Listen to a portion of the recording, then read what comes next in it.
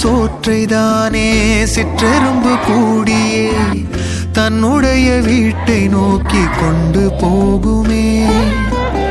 உள்ளபடி சொல்வதென்றால் சிற்றெரும்பு போல கூட சொந்தங்களை காக்கவில்லை இங்கே நானுமே.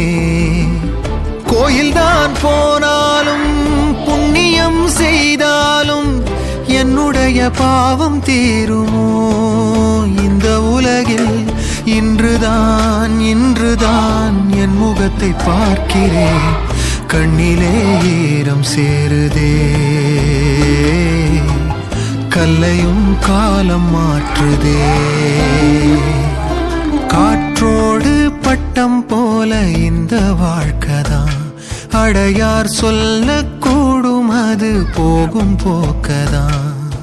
கண்ணால் காண்பது இங்கு பொய்யாய்